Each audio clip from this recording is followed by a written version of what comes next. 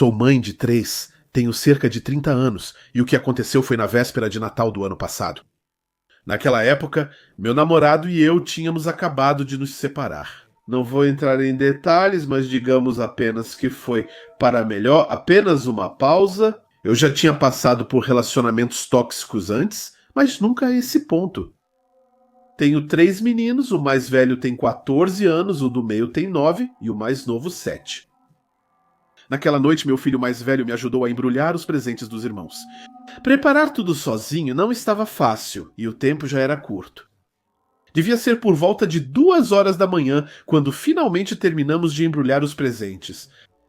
Íamos dormir e eu coloquei o último presente aos pés da árvore de Natal. Quando Jake, é assim que vou chamá-lo nesta história, me tocou no braço e apontou para a janela da sala. Lá fora estava uma escuridão total, mal dava para ver alguma coisa, só um pouco de neve caindo suavemente. Mas ao apertar os olhos vi uma forma escura, imóvel, parecia que alguém estava olhando através do vidro. Dei um passo para trás, gelado de medo, percebendo que uma pessoa nos observava do lado de fora. Não sei como meu filho percebeu antes, mas agradeço por ele ter me avisado. Felizmente, cresci em uma família onde sempre me ensinaram a manter a calma em situações de perigo. Não entrei em pânico, preferi agir com método. Então saí para fora com meu filho logo atrás de mim e disse para a pessoa ir embora imediatamente, que ela não tinha nada para fazer aqui. Então consegui ver melhor. Não era um homem, mas uma mulher, e algo nela deixava tanto a mim quanto ao meu filho desconfortáveis.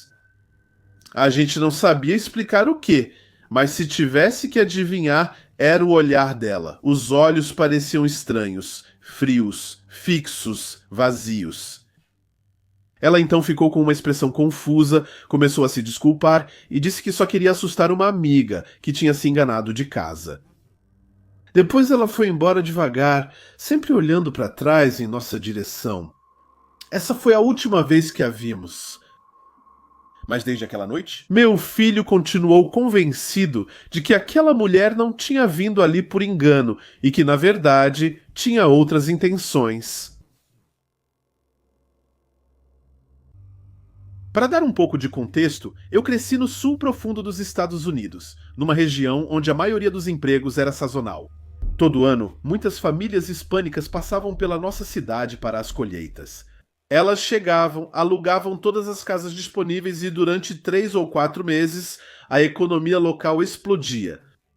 Depois, quando o inverno se aproximava, tudo parava, os campos ficavam vazios, as famílias iam embora e nossa pequena cidade voltava a ficar silenciosa. Foi na época do Natal, no final dos anos 80 ou início dos anos 90, eu, meus primos e amigos fazíamos uma festa do pijama na casa de um colega durante uma rara tempestade de neve na região. O pai desse colega era ex-militar, tinha uma coleção de equipamentos do exército e principalmente um par de óculos de visão noturna. Esse era nosso brinquedo favorito. Não havia muito o que fazer no sul durante o inverno, especialmente para um grupo de garotos de apenas 12 anos. Então, a gente brincava de guerra, montava guarda perto das janelas, fingindo ser batedores em missão, passava os binóculos de mão em mão, observando a neve, as árvores, qualquer movimento. Era fascinante, a floresta parecia viva, e foi aí que a gente percebeu algo estranho. Um movimento regular vindo da casa ao lado. Essa casa a gente conhecia bem, ela estava abandonada há vários meses. A família que morava lá tinha ido embora às pressas, sem avisar ninguém. Sem placas de venda, apenas uma velha casa vazia e assustadora no fim do caminho. Mas naquela noite ela não tinha nada de abandonada. Graças aos óculos, dava para ver claramente uma luz no sótão, fraca, trêmula, uma chama, talvez. Dava para ver ela vacilar como uma vela sendo agitada. A gente passou os óculos de um para o outro, cada um tentando entender o que estava observando. E claro, como idiotas corajosos, decidimos ir ver, nos equipamos como se fosse uma missão. Camisa grossa, jaqueta, gorro, luvas pretas. A gente se achava uma pequena unidade paramilitar. A verdade é que se algo tivesse nos atacado, não teríamos conseguido fazer nada, mas a gente se sentia invencível. Atravessamos a floresta em vez de pegar a estrada para ficar escondidos, o chão rangia sob a neve congelada. Quanto mais nos aproximávamos, mais víamos a luz. Era mesmo uma vela, dava até para ver a chama dela se mexendo atrás da janelinha do sótão. Então tinha alguém lá dentro, alguém que não tinha nada que estar naquela casa. Ninguém teve coragem de se aproximar mais. A gente sabia que o velho Porsche rangia, mas seríamos descobertos imediatamente. Então ficamos escondidos entre as árvores, observando as sombras se moverem através das janelas, silhuetas finas, estranhas. Após um tempo, o frio venceu e voltamos para dentro para nos aquecer. Mas a noite toda continuamos vigiando a casa com os binóculos até adormecermos na manhã seguinte. Voltamos lá em plena luz do dia, com mais claridade, tudo parecia calmo. A gente sabia que tinha uma janela quebrada nos fundos, então entramos sorrateiramente, fechamos atrás de nós e depois esperamos um instante em silêncio. A casa estava vazia, sem móveis, sem decorações, nada. Só marcas escuras nas paredes, onde os quadros tinham sido pendurados. Nenhum invasor, nenhum sinal de vida. Só restava um lugar para inspecionar o sótão e foi lá que tudo parou. Quando abrimos a escotilha do sótão, uma corrente de ar gelada soprou no nosso rosto. Todos, sem exceção, sentiram isso. Achamos que era um mau presságio, mas não era nada comparado ao que iríamos descobrir. No meio do sótão havia uma cruz de madeira e pregado nela um cordeiro, um verdadeiro cordeiro sacrificado com o sangue seco manchando o chão, duas velas apagadas aos seus pés. Aqueles de nós que subiram primeiro gritaram e recuaram tropeçando, aterrorizados com a cena. O cheiro era insuportável. Descemos a escada em pânico, saímos correndo da casa sem fechar a porta atrás de nós e corremos pela floresta até a casa do nosso amigo Ofegantes. Contamos tudo ao pai dele, ex-militar. Achávamos que ele seria a melhor pessoa para agir, mas primeiro ele caiu na risada. Ele achou que estávamos inventando tudo isso. Só após cerca de 20 minutos de súplicas ele acreditou na gente. Ele colocou uma pistola no cinto e saiu para inspecionar a casa. Alguns minutos depois, ele voltou correndo e chamou a polícia. Os agentes vieram, tiraram fotos, fizeram um relatório e depois nada mais, nenhuma continuação. Na nossa região, muitas pessoas de passagem e coisas estranhas faziam parte do cenário. Com a paranoia satânica da época, os policiais não queriam investigar. Meu primo ainda acha que isso tinha relação com uma seita religiosa. Mas o que ainda me assombra é que a gente quase entrou naquela casa enquanto o ritual estava acontecendo. E se a gente tivesse chegado algumas horas antes, talvez fôssemos nós que teríamos acabado pregados naquela cruz.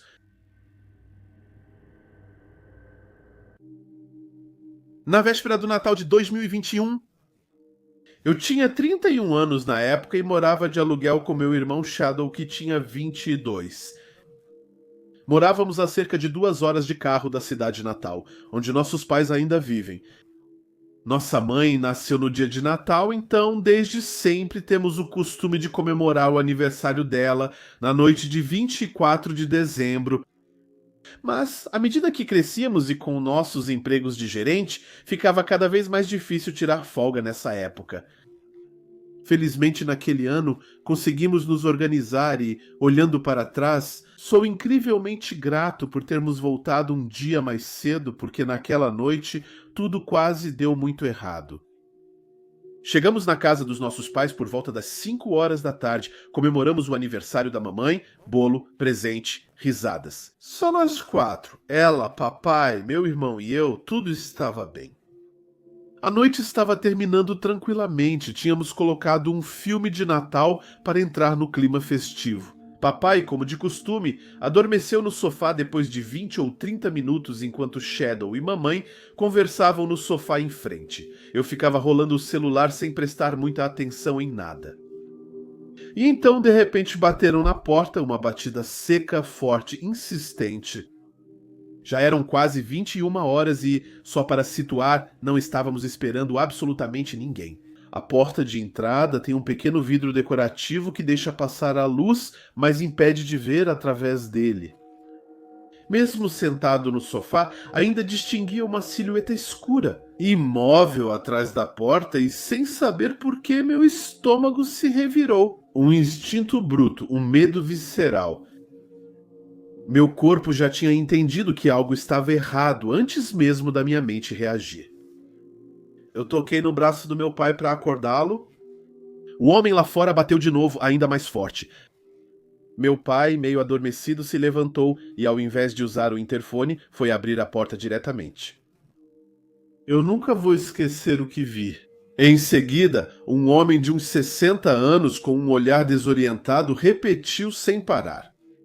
E a ilha A, eu preciso vê-la, Sandra. Ela tem meu remédio. Eu preciso do meu remédio. Papai, um pouco distraído, respondeu para ele. Senhor, não há nenhuma Sandra aqui. O senhor deve estar confundindo de casa. Mas o homem insistia, sempre com o mesmo tom, sempre com a mesma frase. Ele encarava o papai com olhos vazios e inquietos. Meu coração batia descontroladamente. Eu corri para me juntar ao papai na porta, Shadow e mamãe nos seguiram. Agora nós 4 estávamos dizendo a ele que ele tinha errado de endereço e foi aí que tudo mudou. Sem avisar, o homem tentou forçar a entrada, empurrou a porta com toda a força, quase derrubando. Meu pai, e olha que papai é um colosso, tem mais de 1,80 m e mais de 130 quilos. Mas o outro parecia possuído, como se fosse movido por uma força insana. Ajudei o papai a segurar a porta enquanto Shadow batia na mão do invasor para que ele soltasse. Ele precisou bater nele 6 ou 7 vezes até o homem recuar, gritando de dor. Assim que ele soltou, o papai bateu a porta e trancou a trava, mas isso não foi suficiente. O homem começou a bater na porta com toda a força, como se quisesse arrombá-la, enquanto gritava o nome de Sandra. De novo e de novo, eu corri para ligar para a polícia enquanto a mamãe revirava a cozinha procurando uma arma. Não tínhamos espingarda em casa. Nunca precisamos, então ela voltou com um grande rolo de massa de madeira. É melhor do que nada. Na parede, ao lado da porta, o monitor da câmera de segurança mostrava a imagem do Porsche. O homem ia e voltava entre o carro e a porta, batendo e gritando fora de si. Sandra, sei que está aí. Sai e me dá meus remédios. Fui até o meu quarto de criança na frente da casa, enquanto continuava ao telefone com a polícia para tentar vê-lo pela minha janela. Ele estava andando ao redor da casa como se procurasse outra entrada. Felizmente, a cerca do jardim o impedia de acessar a parte de trás. E em um momento percebi algo estranho. Agora ele carregava uma bolsa que não tinha antes. 15 minutos depois, as luzes giratórias surgiram. 2 viaturas da polícia. Um policial falou com o homem e o outro ficou junto à caminhonete estacionada na nossa entrada. Papai abriu a porta para os policiais e eu me juntei a eles para contar tudo o que tinha acontecido. Eles conversaram um pouco com o invasor e acabamos descobrindo a verdade. Sandra realmente existia, mas ela morava na casa ao lado. Ela era nossa nova vizinha que tinha chegado há menos de um mês e esse homem era o ex-marido dela. Eles estavam separados há apenas 6 meses e ela ainda fazia pequenos favores para ele, como buscar os remédios dele na farmácia. Só que naquela noite ele tinha perdido o controle, se confundiu de casa e bateu primeiro na nossa porta. Quando ele foi para o lado foi quando o vi desaparecer. Na verdade, ele tinha ido até a casa da Sandra para pegar os remédios dele. Antes de voltar a bater na nossa porta, ainda gritando o nome dela, a bolsa que ele carregava continha os comprimidos dele. Os policiais pegaram nossos depoimentos, conversaram com ele por um bom tempo e acabaram deixando-o ir embora, com a condição de que ele prometesse não voltar. Ele aceitou e nós ficamos ali, atordoados, tremendo, tentando entender o que tinha acabado de acontecer. Eu não sei em que estado mental ele realmente estava, mas uma coisa é certa. Se meu irmão e eu não tivéssemos decidido vir um dia mais cedo, nossos pais teriam ficado sozinhos naquela noite. Não sei o que esse homem poderia ter feito com eles. Desde então, toda véspera de Natal, eu lembro dessa cena e me recordo de uma coisa simples, mas essencial: sempre verificar antes de abrir a porta, olhar pela câmera, ouvir o próprio instinto, porque um simples gesto de prudência pode às vezes salvar uma vida. Meu nome é Jordan e essa história aconteceu na manhã de Natal. Em 2012, já faz cerca de 12 anos agora. Então, eu não me lembro de cada detalhe, mas vou tentar explicar o melhor que eu puder tudo o que aconteceu. Desde pequeno, eu cresci na casa da minha tia e do meu tio. Minha mãe era viciada em metanfetamina e meu pai passou vários anos na prisão por causa disso. Pode-se dizer que eles não tinham condições de criar uma criança. Então, foi a minha família que me acolheu e, graças a eles, pela primeira vez na vida, eu me senti seguro, amado e realmente feliz. Naquela manhã, eu tinha 6 anos e, como todas as crianças dessa idade, estava super animado para descobrir meus presentes debaixo da árvore de Natal. Havia dezenas deles embrulhados em papéis coloridos. Era como um sonho acordado. Corri para o quarto da minha tia e do meu tio gritando: "Acordem, o Papai Noel já passou." Cansados, eles sorriram e saíram da cama para me ver abrir meus presentes. Levamos quase uma hora desembrulhando e depois juntando papéis e fitas espalhadas. E foi enquanto eu segurava um grande saco de lixo que algo chamou minha atenção pelo canto do olho. Vi um movimento perto da escada, 2 pares de sapatos subindo os degraus. Quando tinha 6 anos, pensei: é o Papai Noel. Deixei cair o saco e corri em direção às escadas. Eu olhava para cima com o coração batendo forte, quando minha tia me perguntou: "O que você está fazendo, Jordan?" Eu respondi inocentemente: "É o Papai Noel lá em cima?" Um punho fechado deve resolver isso. Ela riu achando que eu estava brincando, mas quando viu que eu estava falando sério, pegou minha mão e olhou para o topo da escada. E então ela ouviu na penumbra do corredor, atrás da porta do quarto de hóspedes, alguém estava se escondendo. Não dava para distinguir o rosto, nem mesmo dizer se era um homem ou uma mulher. Mas havia realmente alguém imóvel, escondido na sombra.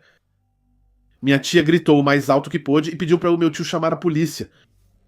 Eu comecei a chorar, eu não entendia o que estava acontecendo, segundo minha tia. A pessoa nem tentou fugir, ficou lá, escondida atrás da porta, como se estivesse paralisada.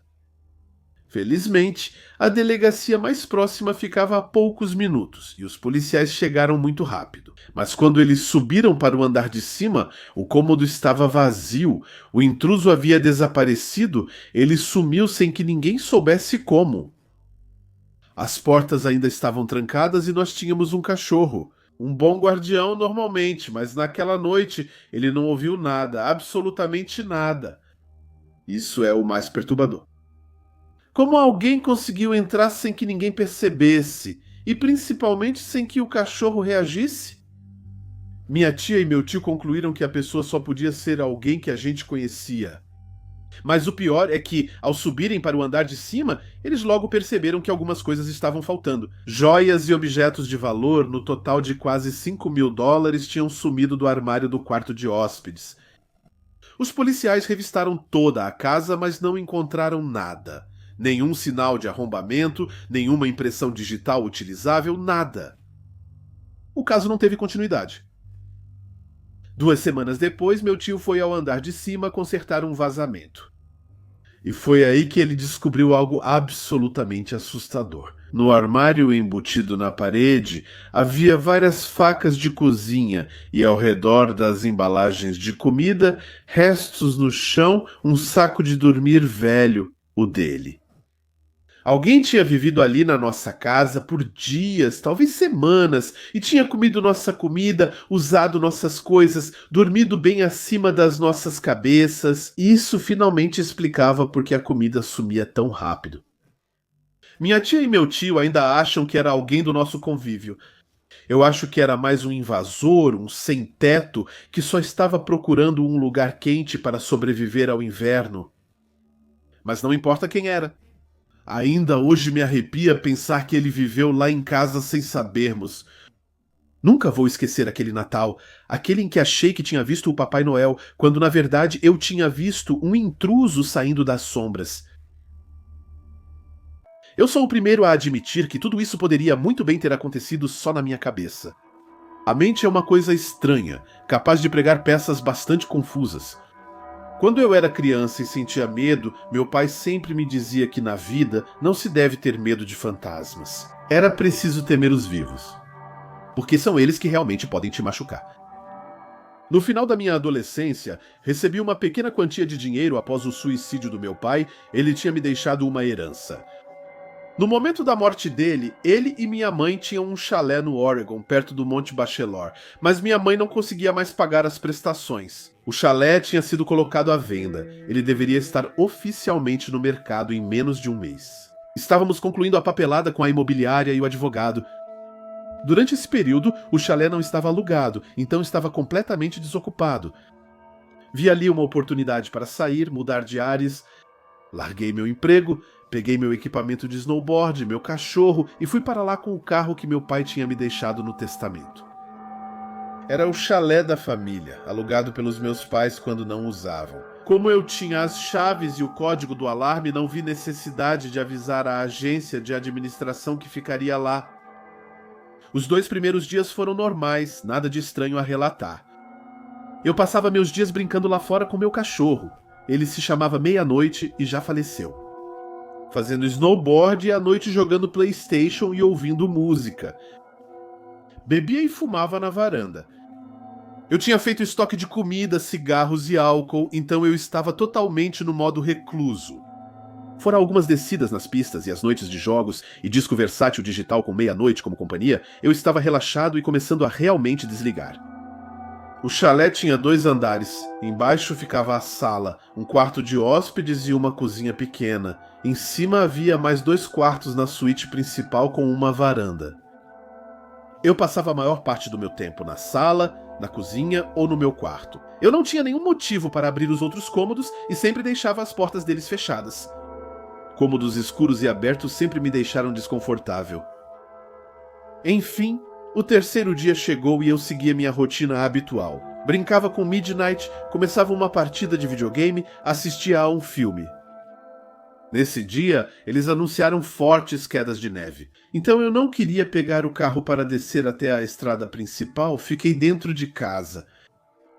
Foi aí que as coisas começaram a ficar estranhas. Na nossa área, só havia 2 chalés próximos, separados por uns 2 quarteirões. Todos os outros ficavam a mais de 1 quilômetro de distância, e ao redor era uma floresta de pinheiros gigantes. Esse detalhe será importante. Desde que cheguei, percebi que esses 2 chalés vizinhos ficavam vazios perto do meio-dia.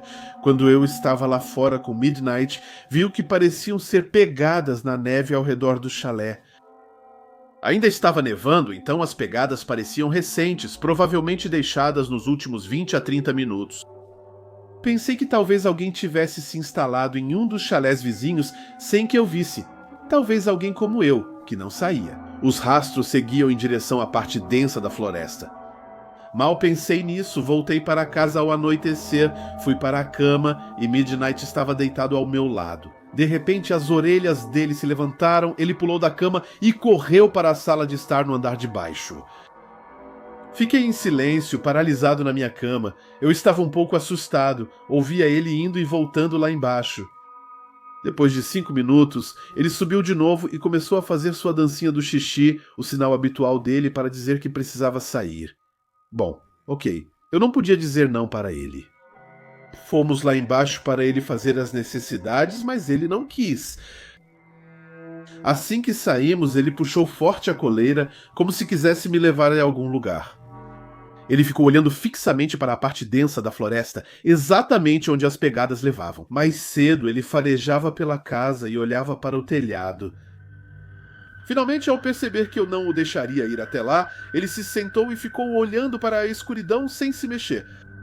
Isso era incomum para ele, talvez ele tivesse sentido o cheiro de algum animal na floresta, mas eu não queria correr riscos. Eu o puxei para dentro e subimos novamente 30 minutos depois. Eu ainda estava deitado quando ouvi algo que parecia cascos no telhado. Tentei me convencer de que era só uma pinha caindo de uma árvore ou algum bicho da floresta, mas os passos eram muito espaçados, grandes demais para um animal pequeno, até mesmo para um humano. Esse tipo de detalhe você percebe quando está isolado assim. Isso começou a me incomodar seriamente. Midnight também ouviu, ele correu até a porta de vidro da varanda, esperando que eu deixasse ele sair. Ok, eu não era um covarde na época, me considerava bem forte, capaz de me defender. Peguei meu casaco, meus sapatos, meus cigarros, uma lanterna e saí para a varanda. Acendi um cigarro e comecei a examinar o telhado com minha lanterna. Risos. A neve lá em cima parecia intacta, tudo estava na minha cabeça, não é? Mas Midnight também tinha ouvido, talvez ele estivesse se alimentando do meu próprio medo. Eu comecei a me acalmar, apaguei a lâmpada e deixei meus olhos se acostumarem com a escuridão. Eu estava olhando fixamente para a floresta e foi aí que eu vi, em uma árvore mais alta que o chalé, a uns 6 ou 7 metros da varanda.